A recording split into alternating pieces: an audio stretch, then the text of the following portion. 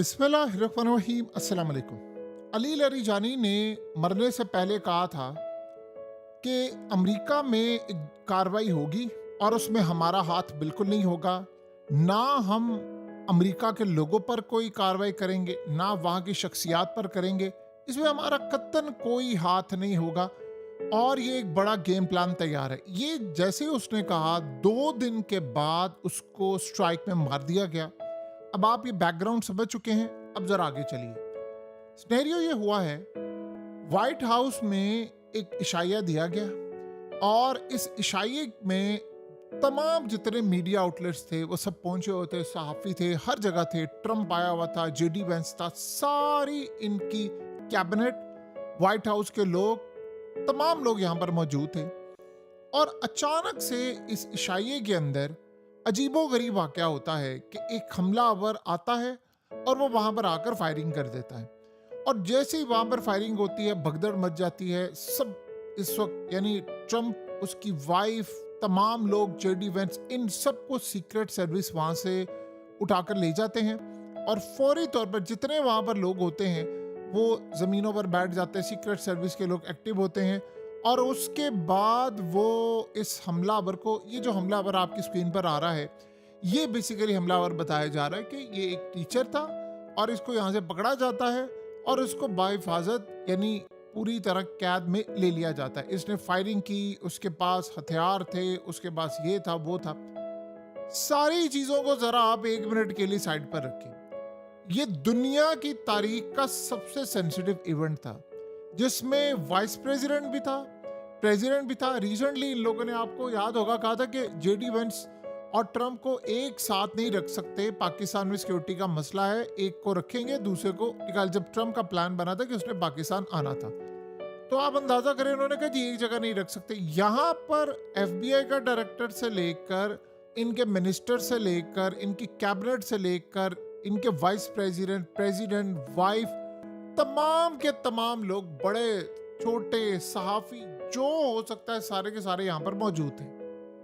तो आप अंदाजा करें कि ये कैसे हो सकता है कि एक बंदा व्हाइट हाउस के बैरियर क्रॉस करता हुआ अंदर तक पहुंच जाए और उसको आप रोक ही ना पाए। यानी क्या पागलपन है दुनिया के अंदर, और दुनिया को आपने किस डायरेक्शन में लगाया हुआ है। आप ये देखिए, ये एंट्री कार्ड था कि यहाँ से आपने जाना था, आपकी टेबल नंबर थी, एक एक चीज। इतना बड़ा इवेंट था, इतनी बड़ी सिक्योरिटी थी। और एक शख्स आता है हिल्टन होटल में तकरीब के दौरान, गोलियां उस मारता है और ये सारा कुछ होता है। सवाल यहाँ पर ये होता है कि आपने उसको पकड़ लिया, आपने उसको जो मर्जी कर लिया। ये वही जगह है जहाँ पर 1981 में सदर रेगन पर भी कातिलाना हमला हुआ था। ट्रंप कहता है कि मैं तसव्वुर नहीं कर सकता इससे ज्यादा खतरनाक कोई पेशा हो जहां पर अटैक होता है, हम पर इतना हमला होता है। सवाल छोड़ें सारी बातों को, ये होता है, वो होता है। सवाल ये पैदा होता है कि ये शख्स अंदर पहुंचा कैसे है। यानी आप अंदाजा करें, ये कोई इवेंट था जिसको आपको कोई कम से कम 50 सिक्योरिटी बैरियर्स क्रॉस करने होते हैं, आपको आगे जाना होता है, आप एरिया को देखते हैं और एक दिन नहीं, कई कई दिन पहले यहाँ पर देखा जाता है कौन आ सकता है, कौन नहीं आ सकता।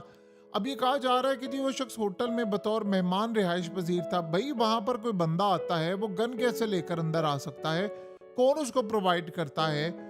और ऐसी सूरत हाल में आप उसकी तफ्तीश नहीं करते। जहाँ दुनिया का सबसे बड़ा इवेंट हो रहा होता है, वहां पर तमाम लोग मौजूद होते हैं और वो बंदा आता है, फिर वो आकर एकदम भागता है, फिर आप उसको पकड़ भी लेते हैं। ऐसे कोई हॉलीवुड टाइप सिनेरियो भी बन जाता है। यानी अब आप ये सोचें कि इस बंदे के बारे में कहा जा रहा है कि जी 31 साल शख्स था और इसका कैलिफोर्निया के शहर टोरंटो से ताल्लुक बताया जा रहा है। और इस सूरत हाल में ये एक टीचर है, इसको अब इलाज फराहम किया जा रहा है। और ये जी वो ट्रंप को मारने के लिए आया था। ये ट्रंप ने कहा ये पागल लोग हैं, इनसे निमटने की जरूरत है। सवाल यहाँ पर यह पैदा होता है कि ये बंदा आया और आकर, यानी सिक्योरिटी इतनी आपकी नाकाम थी, इतनी ज्यादा नाकाम थी जिसका कोई तसव्वुर भी नहीं कर सकता कि वहां पर सीक्रेट सर्विस, पुलिस, ये वो, इतने सीक्रेट कैमरास लगे होते हैं, इतना उनको मॉनिटर किया जाता है। सबको तोड़ता हुआ एक आम निहत्ता शख्स आता है और आपके पूरे इवेंट की धज्जियां उड़ाकर चल जाता है। क्या ये बात तस्लीम करने के लिए आपका दिमाग तैयार है? ईरान के अली लरीजानी ने क्यों ये पहले कहा था कोई ऐसी कार्रवाई होगी उसमें हमारा हाथ ही नहीं होगा। आप अंदाजा करें कल क्या होता है।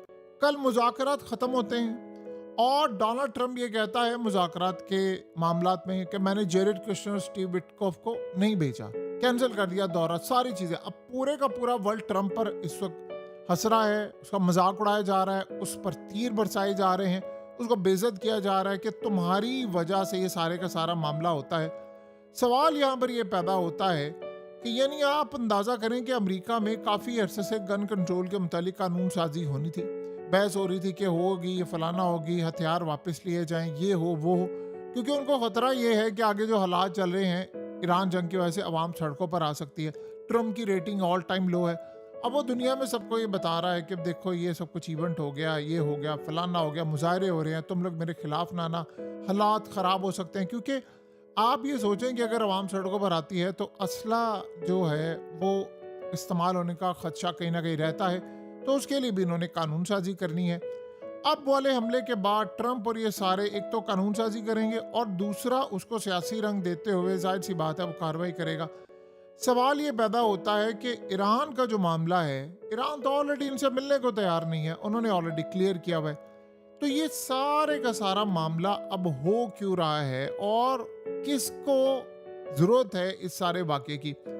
आप सारी चीज़ों को अगर छोड़ देना इस इवेंट के हवाले से, सब कुछ छोड़ दें, फलाने ने ये किया वो किया, आप अंदाजा करें कि इतने प्रोमिनेंट सहाफ़ी, बिजनेसमैन, बिलियनर्स, सिक्योरिटी के चीफ, सारे लोग यहाँ पर आए हुए थे और उसमें एक बंदा आता है और वो आकर पूरे इवेंट की धज्जियां उड़ाकर चला जाता है और ये पूरा वर्ल्ड इसको दिखा रहा है। यानी एक होता है कि ऐसा इवेंट होता है और प्रेसिडेंट को उठाकर बाहर ले जाते हैं, जेडी वंस को ले जाए, भागे हैं, दौड़े लगी हुई हैं सबकी, और कोई इनसे पूछने को तैयार नहीं कि हमलावर कैसे आ रहा है। ट्रम्प जब आया है और आकर आप उसकी शक्ल देखिए, उसके मुंह पर 12 बजे हुए हैं, ये हो रहा है, फलाना हो रहा है, ये सब कुछ है। भाई आपसे लोग पूछ रहे हैं कि आपने ईरान जंग शुरू की है, उस जंग का क्या नतीजा निकला है।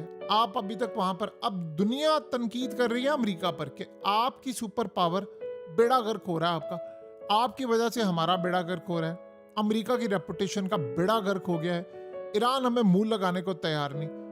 आप अंदाजा करें, टाइमिंग चेक करें कि जब अली लरीजानी ने बात की कि ऐसा कुछ होगा और हमारा उसमें हाथ नहीं होगा, तो 2 दिन के बाद अली लरीजानी को इस दुनिया से रुखसत होना पड़ता है, 1 या 2 दिन के बाद। यानी उसने पहले ही कह दिया था कि एक ऐसी तैयारी की जा रही है और ये सारे का सारा मामला हो सकता है।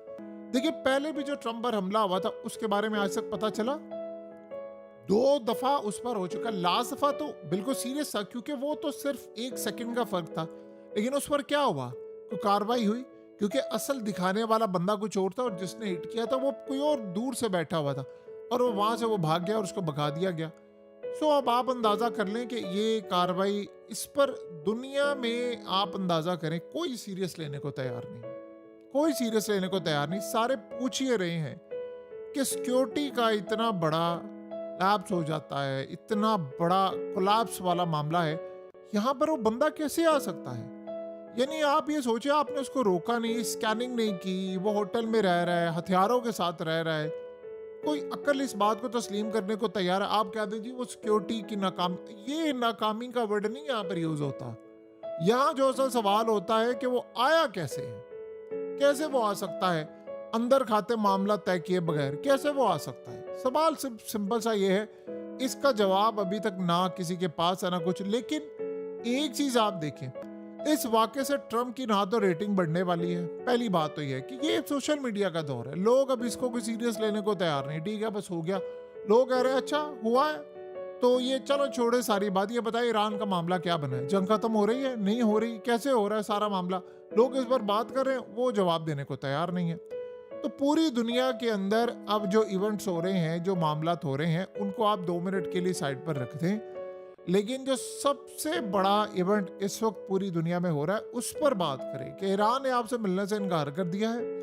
आप बताएं आपने आगे क्या करना है, आपने मार्केट को स्टेबल कैसे रखना है, आपने ऑयल को कैसे कंट्रोल करना है, गोल्ड को कैसे करना है, क्या सूरत हाल होगी, बताएं इस बारे में। कोई आपके पास कोई इत्तलात, कोई चीज कुछ है?